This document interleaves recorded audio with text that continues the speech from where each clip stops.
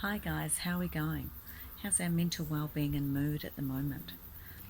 Now recently I've had a few people ask me about the cold water immersion because that's one of those levers that can really help with our brain. And we're wondering sort of why and how it does it.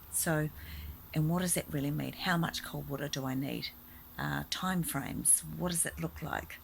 So the cold water immersion, it upgrades our brain because what happens is from an inflammatory process through, it can be from what we're eating, dietary byproduct, but also if you've had anything like any brain injury, multiple sclerosis, Alzheimer's, prevented, what happens is you produce that neurotransmitter called glutamate, which is an excitatory neurotransmitter, and that's as a byproduct this thing called glutamate is produced.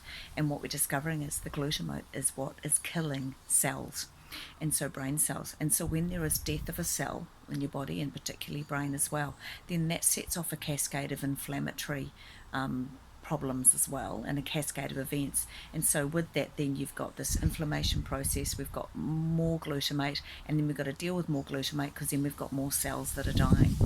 So one of those ways of sort of stopping that process and that physiological breakdown is through cold water.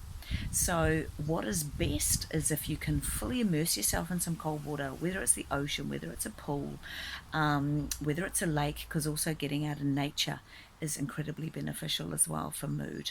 So try that 5 to 10 minutes or something. Now I know as us in the southern hemisphere, we're heading into winter, so sometimes the thought of that is not as easy to tolerate. What is a better way then is also consider getting into a cold bath. This morning I got into a cold bath, but I'd also just been for a big ride. But the cold water, and I have to say it is too, I think, a bit easier than jumping straight into a cold shower. So I got in there for 5 to 10 minutes. I had my wee cup of tea as well. Make it comfortable, but I planned it, and then I even got under, even put my head under temporarily, but even up to your shoulders, even up to your waist, just fully immersing in that cold water creates that upgrade, okay, and it will stimulate the brain and die down that process of the glutamate production.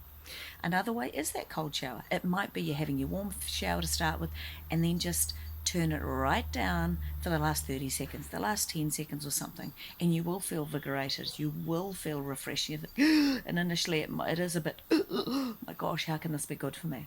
But it is stimulating an upgrade to your brain is what we're doing, and it is turning off that glutamate, that excitatory neurotransmitter, which is causing the nastiness. So give it a go. If you've got any other questions about it, just ask me.